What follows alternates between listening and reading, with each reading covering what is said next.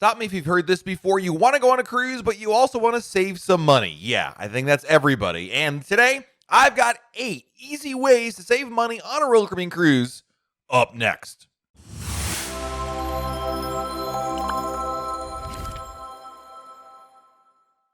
Hey everyone, it's Matt from RoyalCaribbeanBlog.com. I'm always looking for ways to save money on a Royal Caribbean cruise, from booking interior rooms to maybe skipping a shore excursion. And that led me to think about what are some easy ways to put all the collective knowledge we have in saving money on a cruise. So when I sent Jenna on Symphony of the Seas recently, I asked her how could she possibly get the best strategies out there and apply them to be able to save money on a cruise. At the end of her sailing, she had only spent $28 on board and $150 in port, and here's what worked for her, starting off with number 1, booking a cruise early. Booking a cruise early as soon as you can is one of the best strategies to save money. When Jenna booked Symphony of the Seas 5 months in advance of her sail date, the cost of the cruise, including gratuities, taxes, and fees for 2 guests, was $1,656. Now, fast forward a couple months later, and one of our other writers, Elizabeth, also was on Symphony of the Seas, but we had booked her just 2 months before the cruise. And she booked the same exact cabin category, but her cruise price was $1,986. So Elizabeth paid $330 more than Jenna did for the same cruise, just because she booked the cruise closer to the sail date than Jenna did. So this reinforces one of the most important things out there. Book your cruise as early as you can to lock in the best rate. Another great way to save money on your total vacation cost is to use a Priceline hotel deal. Now, as you all know, I always recommend flying in at least 1 day ahead of time before your cruise and staying in the city that you're going to be sailing from. In this case, Miami. And we wanted to take advantage of a good price for a good hotel. I'm not looking for the cheapest possible hotel out there, because oftentimes the cheapest possible hotel out there is also really shady and I wouldn't want to sleep there. But one of my favorite strategies is to use Priceline's Express Deals, which is a service that can save up to 60% off the cost of a hotel. What's the catch, you ask? Well, the names of the hotel are omitted from the list of deals, which means you blindly book a hotel and find out the exact location and name after you book. Now, the good news is it's not completely blind. You still get to search a specific location, such as hotels near Miami's airport, and it will populate hotels around the airport. The hotel's rating, number of stars, amenities, and price are listed in the results, so you can feel confident that with whatever you blindly book is not going to be completely out of the blue. So in the end, we ended up getting an express deal at the Holiday Inn Miami Doral area, just 10 minutes from the airport. Normally priced at $278 per night, Jenna only paid $215 for the room through the express deals, which saved $63 on a pre-cruise hotel stay.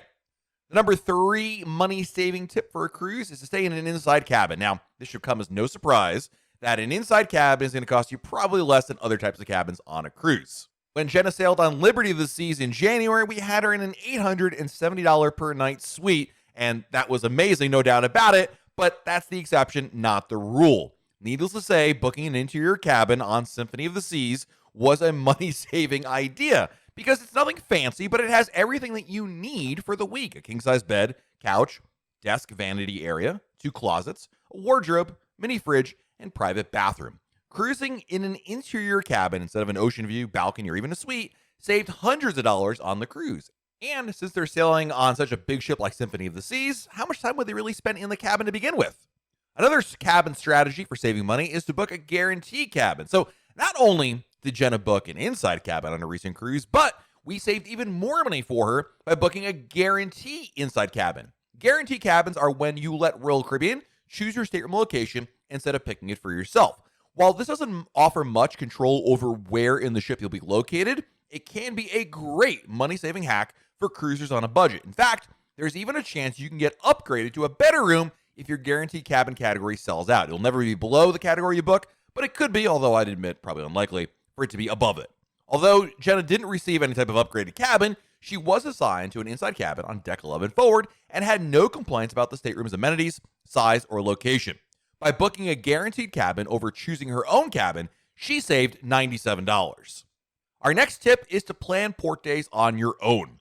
So when you're visiting a port of call on your cruise, there are plenty of things you can do, and certainly Royal Caribbean offers a lot of tours that are out there. But traveling with a big group and having a set itinerary for the day isn't necessarily always the best idea. Because of this, Jenna actually prefers to plan her own port days, and it usually ends up saving her money. Jenna researched each port before the cruise began to make a note of how she'd like to spend the day.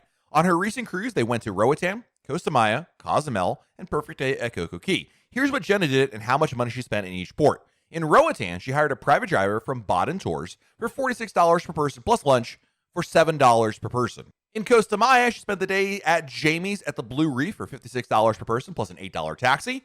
Cozumel was walking just around downtown and dined at 2 restaurants for $25 per person plus an $8 taxi. And then a perfect day at Coco Key, which is a Royal Caribbean's private island. They spent the day at the beach for free. In total, she spent around $150 for 4 memorable days in each port. If she had booked tour excursions through Royal Caribbean or another tour company, she could have easily spent over $300. Our next money-saving tip is to avoid spending extra on activities. And this requires more self-control than anything else, and it's certainly easier said than done. But avoiding spending extra on Royal Caribbean activities and services during your cruise can save you a significant chunk of change. While most activities are included in your cruise fare, such as the zip line or entertainment productions and live music, there are a few add-ons that can be purchased throughout the cruise. As an example, Jenna was tempted to reserve a time slot for the escape room, but decided against a $20 fee in favor of free activities on board. Now, outside of the escape room, Jenna also avoided the arcade, cupcake decorating classes, cocktail seminars, and expensive spa treatments. Although she did make a brief trip to the casino to use her free play money, she figured it was best to leave as soon as the free play ran out. So, Jenna's not opposed to spending money on activities on a Royal Caribbean cruise. And at the end of the day, it is your vacation. And if you want to splurge that way, more power to you. But just keep in mind, there are so many free activities on Royal Caribbean ships like Symphony of the Seas that she really didn't feel like she was missing out on anything by not spending extra. Our next tip is really for people that are Diamond or higher in Crown and Anchor Society. But if you can stick to just your Diamond drinks, boy, you'll save a lot of money as well. Jenna never booked a drink package on Royal Caribbean at all. And at $80 per person per day, it was usually out of her budget because she never felt like she could drink enough to justify the cost of the drink package. So now that she's a Diamond member in Crown and Anchor Society, she now gets 4 free drink vouchers per day. If you're a Diamond Plus, you get 5. Pinnacle, you actually get 6 per day. And it's incredible because these vouchers can be used anywhere on board, from especially restaurants to coffees at Cafe Promenade. And the best part is there's no cost to you. In fact, you can use them at Perfect Day at Coco Key or even Labadee as well.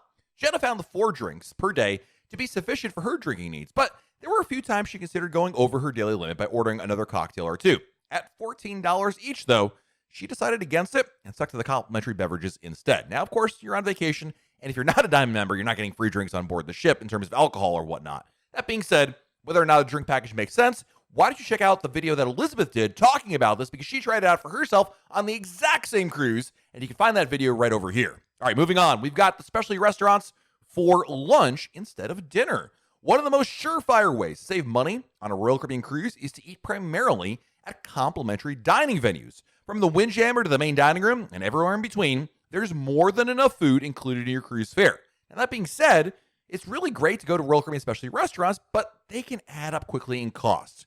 And at the end of the day, spending $100 on a dining package doesn't necessarily make a lot of sense either. But Jenna still wanted to try a few specialty restaurants. So here's what she did instead. At Jamie's Italian, she booked lunch for just $25 per person, whereas dinner costs $50 per person. The lunch menu is almost identical to the dinner menu, but at half the cost. And as a plus, she reserved lunch on embarkation day, meaning she could escape the busy atmosphere elsewhere on board by dining inside the quiet restaurant. For Izumi Sushi, most specialty restaurants cost like $45 to $60 per person, including the hibachi option at Izumi. But the sushi side offers a fixed price menu for only $35 per person. She booked dinner here on the cruise planner prior to the cruise for only $29 per person, which made it an excellent deal on a specialty restaurant dinner. And then you have a la carte dining at Playmakers. Playmakers Sports Bar and Arcade is a specialty dining venue that offers a la carte options as opposed to a cover charge. This means that each item on the menu comes with its own price, and the options are quite affordable, from $3 fries to $9 burgers. Wanting to try something different without spending too much money, Jenna dined at Playmakers on one evening. She spent $6 on nachos, $6 at the famous campfire cookie on the menu, which, by the way, is a skillet chocolate chip cookie topped with toasted marshmallow and ice cream. Oh, it's so good. Overall, she only spent $60 each to eat at 3 specialty restaurants during her sailing without a dining package. And she was able to use the onboard credit that she had for both Izumi and Jamie's Italian. So there you have it. Those are 8 easy strategies that Jenna used on a recent Royal Caribbean cruise to save money. Let me know in the comments below, what are your favorite tips for saving money. Things that almost anybody can use. Let me know in the comments below while you're down there. Hit that like button, subscribe to our channel, and turn on notifications. That way, YouTube lets you know we have a brand new video to share. This has been Matt from RoyalCaribbeanBlog.com, and we'll talk again real soon.